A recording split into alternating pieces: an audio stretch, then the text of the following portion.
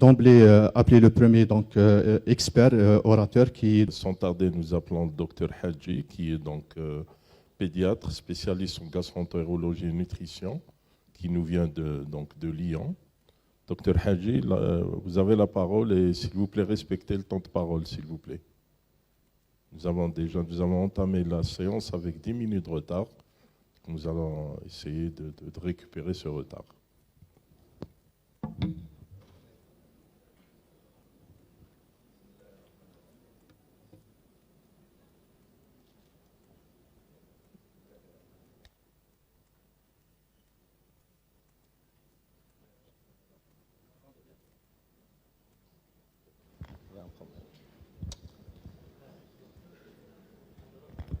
Bismillah ar-Rahman ar-Rahim.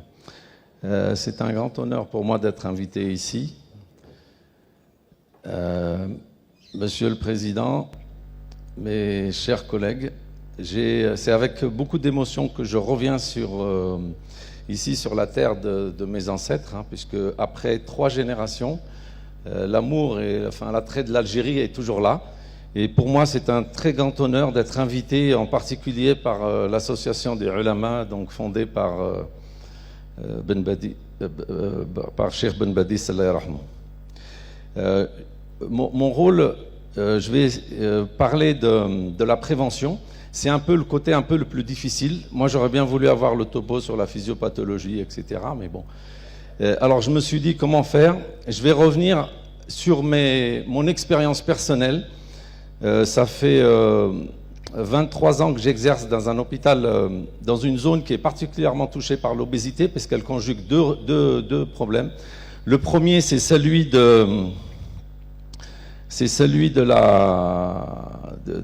d'une population avec un potentiel génétique très important de devenir obèse, parce que ce sont des populations d'origine maghrébine et puis d'Afrique subsaharienne. Et le deuxième facteur de risque dans cette population est la misère sociale qui est très importante.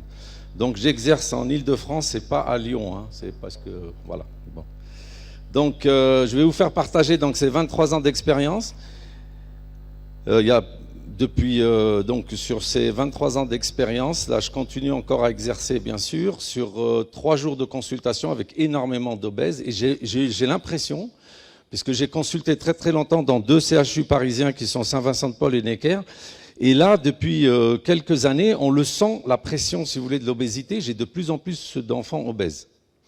Ma présentation, en fait, c'est un peu ce que vient de faire le docteur Kaïs Boukhil. C'est un peu la suite. Mais hier, on a discuté ensemble. Effectivement, je lui ai donné 5 minutes. Bon, il a pris un peu plus, mais bon... Et sur mon temps, donc moi je vais essayer de rattraper le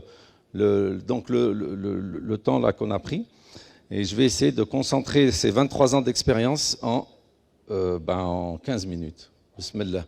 Donc on sait, c'est sûr que c'est une maladie génétique. Elle touche, par exemple, sur une maternité à Sousse en Tunisie, 80% des dames qui viennent accoucher sont obèses. Donc en fait la génétique, elle est là. Bon, elle nous dit qu'il y a de la génétique, d'accord, mais ça nous avance à quoi? On sait que tout le monde est à risque. La maladie est là, elle est en nous. Alors comment agir? Ce qui nous reste, c'est l'action sur l'environnement. Mais vous verrez que c'est compliqué, l'action sur l'environnement. Puisque ça ne va pas simplement sur le fait de dire qu'il faut de l'activité. Il y a beaucoup d'autres facteurs qui rentrent. Il y a l'urbanisme, il y a la sécurité, par exemple. Les gens peuvent sortir pour faire de l'activité s'il y a de la sécurité. S'il y a de l'insécurité, ils ne pourront pas. Donc vous voyez que c'est très très compliqué. Donc, ce qui est sûr, c'est qu'il faut agir sur l'environnement obésogène. Il y a aussi des facteurs qui sont un peu cachés. C'est par exemple les problèmes du sommeil. À la fois, on verra plus tard, donc en qualité, mais aussi en quantité. Et tout le monde est touché par ce problème. Vous voyez par exemple la gerbille qui vit ici dans le sud de l'Algérie, là. À gauche, elle est classe, elle est svelte, elle est en train de manger une alimentation, vous voyez, qui est peu calorique. Et quand on lui change d'environnement, elle se retrouve, voilà, elle est là, elle est obèse, mesquina, elle ressemble à rien. Et comment faire alors? Il faut déceler les sujets qui vont être susceptibles de devenir obèses. C'est ça notre rôle.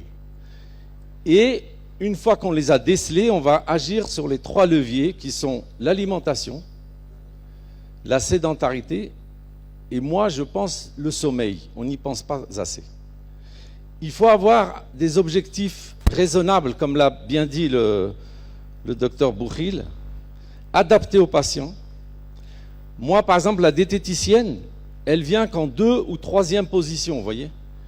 2, 3, 4 consultations, quand vraiment on a enlevé les grosses erreurs, parce que moi j'ai pas besoin d'une diététicienne pour dire au gamin qu'il ne faut pas qu'il aille 3-4 fois au fast-food, vous voyez, qu'il ne faut pas qu'il grignote, qu'il faut, comme l'a très bien rappelé mon collègue, la prise du petit déjeuner, d'alléger le goûter qui est devenu un véritable, enfin c'est un repas maintenant avec hyper calorique, quoi.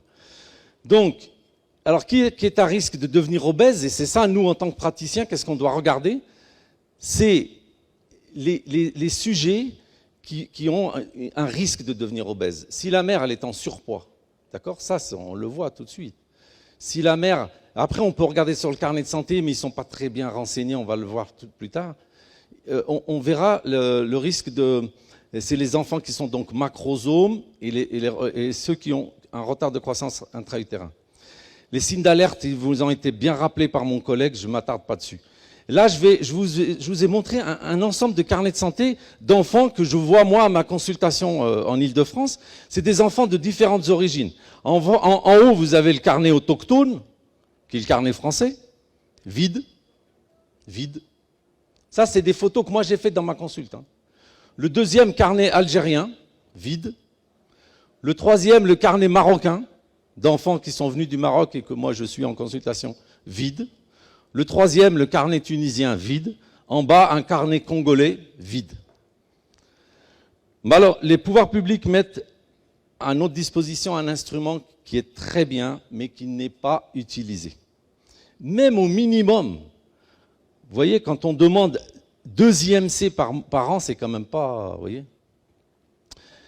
Alors, qu'est-ce qu'il faut faire pour que ce carnet soit bien utilisé? Bien sûr qu'il faut être rigoureux, même si on est pressé et mettre un point.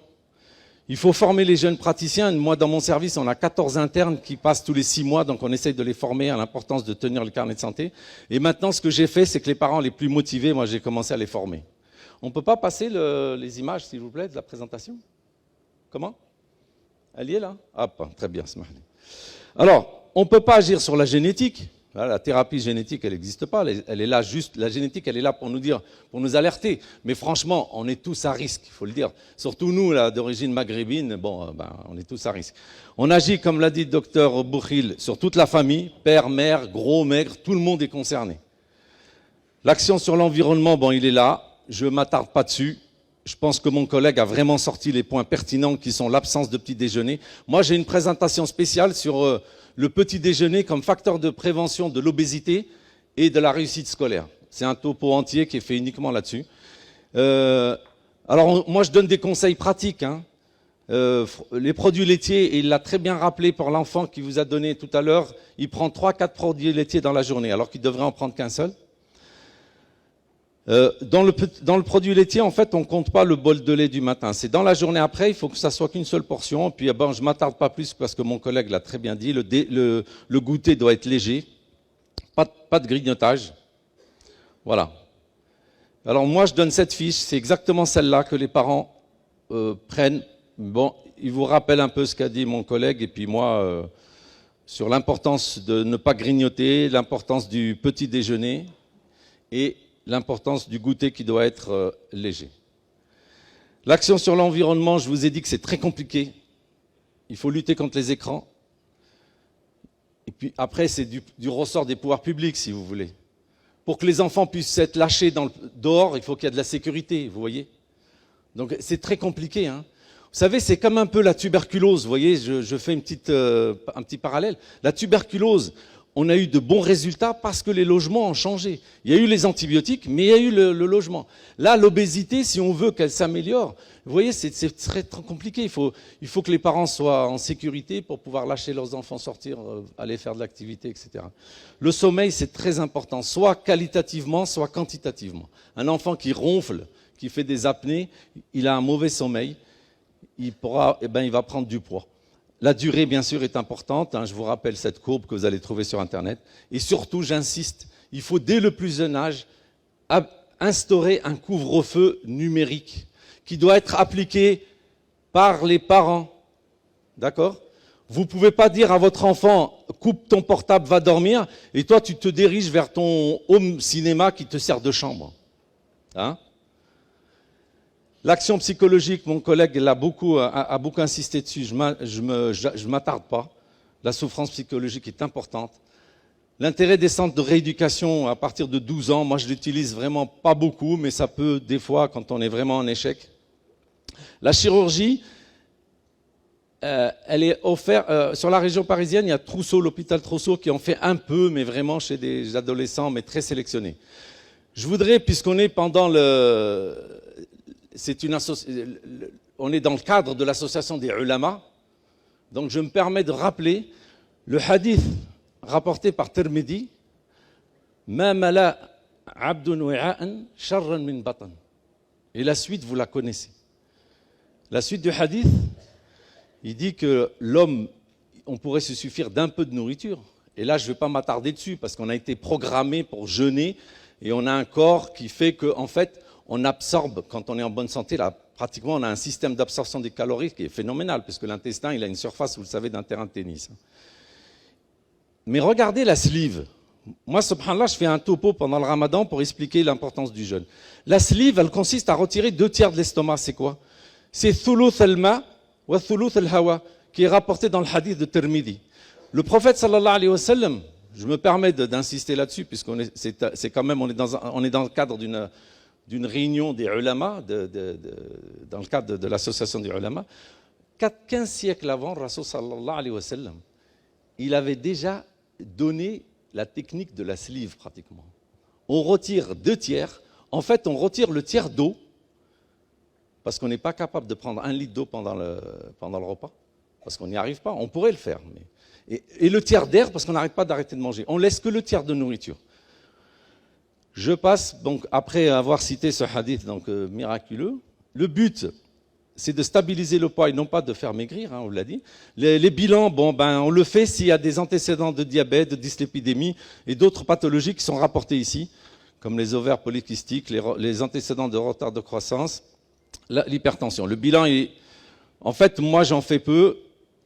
C'est vraiment dans ces cas-là, dans ces cas de facteurs de risque. L'échographie hépatique, moi je trouve qu'elle est intéressante et on en a discuté avec le docteur Boukhil qui fait à peu près la même chose que moi. C'est intéressant parce que si on voit une stéatose, ça va nous motiver à être un peu plus actifs et c'est quelque chose, si vous voulez, de concret pour les patients. Finalement, je ne m'attarde pas dessus sur l'âge, mais surtout, en tant que praticien, je vous le dis, avant la naissance, d'accord, on a décelé. Après, avant 1 an, il ne faut pas forcer l'enfant à terminer ses biberons. À partir de 3 mois, l'enfant, on ne le force plus. Les moins de 3 ans, pareil, on ne les force pas. Et faites attention au laitage. Moi, très régulièrement, les enfants de moins de 4-5 ans, quand ils sont surpoids, c'est qu'ils ont trop de lait, trop de yaourt. D'accord? Les plus de 6 ans, l'activité. Les plus de 10 ans, c'est à peu près la même chose. Et les moins de 10 ans, pardon. Les plus de 10 ans, j'insiste sur le harcèlement. La grande souffrance psychologique. Et ces sujets-là, en termes de prévention, en fait, on va faire un suivi. Et n'escomptez pas un résultat tout de suite. C'est au bout des fois de 3, 4, 5 consultations que l'enfant il va penser, il va porter de l'intérêt à la consultation. Enfin, en conclusion, l'obésité est une maladie génétique très compliquée, de diagnostic facile, avec les moyens qu'on a. C'est vrai que l'IMC, vous êtes d'accord qu'il n'est pas adapté à certaines populations. Il est adapté. On n'a pas d'autre choix. On a un excellent instrument qui est le carnet de santé. Malheureusement, il est sous-utilisé. En plus, nous, en France, qu'est-ce qu'ils ont fait? Avant, on avait une page pour les enfants, les moins de 3 ans, et une page pour les plus de 3 ans. Non, je veux dire une page pour les filles, une page pour les garçons, pour les enfants de moins de 3 ans. Là, ils nous les ont pas dispatchés en 3 pages. Déjà qu'on avait du mal à remplir une page, ils nous en ont mis 3 là. Bon. La meilleure qualité du soignant est la patience, la souffrance psychologique est importante, la prise en charge doit être adaptée à l'âge et surtout, je rappelle que ce qu'on cherche, c'est un ralentissement et au mieux, une stabilisation, ça pourrait suffire. Voilà. Je pense que j'ai été dans les temps, non? Oui, oui, merci beaucoup. Alhamdoulilah.